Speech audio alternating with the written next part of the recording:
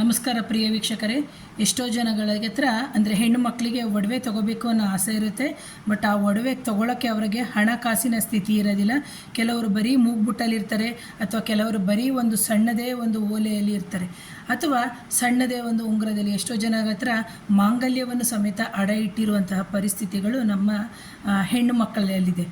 ಇಂತಹ ಹೆಣ್ಮಕ್ಳು ಏನು ಮಾಡಬೇಕು ಅಂದರೆ, ಸಣ್ಣ ಮೂಗ್ಬೊಟ್ಟು ಇದ್ದರೂ ಸರಿ ಅಥವಾ ಉಂಗುರ ಇದ್ದರೂ ಸರಿ, ಅದನ್ನು ನೀವೇನು ಮಾಡಬೇಕು ಅಂತಂದರೆ, ಪರ್ಟಿಕ್ಯುಲರಾಗಿ ಹುಣ್ಣಿಮೆಯ ದಿನವೇ ಏನು ಮಾಡಬೇಕು ಅಂತಂದರೆ, ಆ ಮೂಗ್ಬೊಟ್ಟನ್ನ ನೀವೇನು ಮಾಡಬೇಕು, ಶುದ್ಧವಾಗಿ ಅಂದರೆ ಮೀನ್ಸ್ ಚೆನ್ನಾಗಿ ಅದನ್ನು ತೊಳಿಬೇಕು.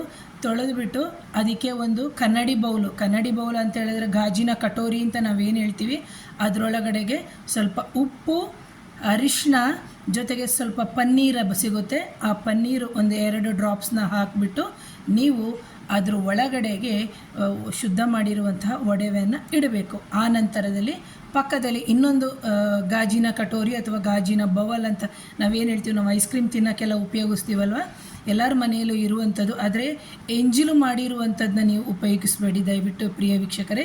ಅದಕ್ಕಾಗಿಯೇ ಒಂದು 5-10 ರೂಪಾಯಿದು ಸಣ್ಣ ಸಣ್ಣ ಬೌಲನ್ನೇ ನೀವು ತೊಗೋಬೋದು. ಅದೇನೋ ಜಾಸ್ತಿ ಖರ್ಚಾಗೋಂಥದ್ದಿಲ್ಲ. ಇಲ್ಲದೇ ಇದ್ದರೆ ಅಥವಾ ಮನೆಯಲ್ಲೇ ಇದ್ದರೆ ಉಪಯೋಗಿಸಿ. ಆದರೆ ಯಾರು ತಿಂದಿರಬಾರ್ದು ಅದರಲ್ಲಿ, ಅಥವಾ ನೀವು ತಿಂದಿರಬಾರ್ದು, ಇನ್ನೊಬ್ರಿಗೂ ಅದನ್ನು ತಿನ್ನಿಸಿರಬಾರ್ದು. ಆ ಬೌಲಲ್ಲಿ ಸ್ವಲ್ಪ ಉಪ್ಪು ಹಾಕಿಬಿಟ್ಟು ಕನ್ನಡಿ ಬೌಲ್ನಲ್ಲಿ ನೀವೇನು ಮಾಡಬೇಕು, ಒಂದರಲ್ಲಿ ಒಡವೆ, ಇನ್ನೊಂದರಲ್ಲಿ ಏನು ಹೇಳ್ತೀವಿ ಕಲ್ಲುಪ್ಪನ್ನ ಹಾಕ್ಬಿಟ್ಟು ಇಡಬೇಕು. ಅದರಲ್ಲಿ ಇಡೋಕ್ಕಿಂತ ಮುಂಚೆ ನೀವೇನು ಮಾಡಬೇಕು, ನಿಮ್ಮ ಮನೆಯಲ್ಲಿ ಮಹಾಲಕ್ಷ್ಮಿಯ, ವಿಷ್ಣು ಸಮೇತ ಲಕ್ಷ್ಮಿಯ ಫೋಟೋ ಇರುವಂತಹ ಜಾಗದಲ್ಲಿ ನಿಮ್ಮ ದೇವತಾ ಕೋಣೆ ಅಂತ ಏನಿದೆ ಅಲ್ಲಿ ಇಡಬೇಕು. ಇಟ್ಟು ನೀವು ಪ್ರತಿ ಸತಿ ಲಕ್ಷ್ಮಿಯ ಕಟಾಕ್ಷ ಆಗಬೇಕು ಅಂತಂದರೆ ನೀವು ಅಂಥ ಜಾಗಕ್ಕೆ ಏನು ಮಾಡಬೇಕು, ಅದಕ್ಕೆ 1-2 ಏಲಕ್ಕಿ ಮತ್ತು 2 ಲವಂಗವನ್ನು ಹಾಕಬೇಕು.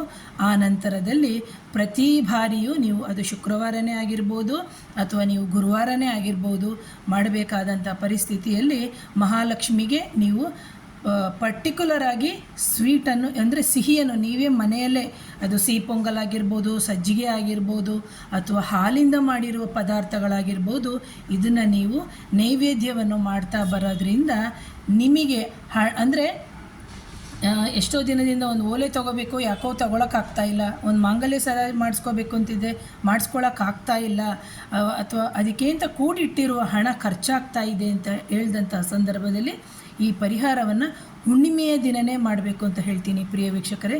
ಇದು ಕೊಟ್ಟಿರೋ ಪರಿಹಾರಗಳು ನಾನು, ಹಾಗಾಗಿ ಈ ಪರಿಹಾರವನ್ನು ಮಾಡಿಕೊಳ್ಳಿ ಅಂತ ಹೇಳ್ತೀನಿ. Thank you once again. ಹಾಗೆ ನನ್ನ ಚಾನಲ್ನ ಸಬ್ಸ್ಕ್ರೈಬ್ ಮಾಡಿ, ಶೇರ್ ಮಾಡಿ. Thank you.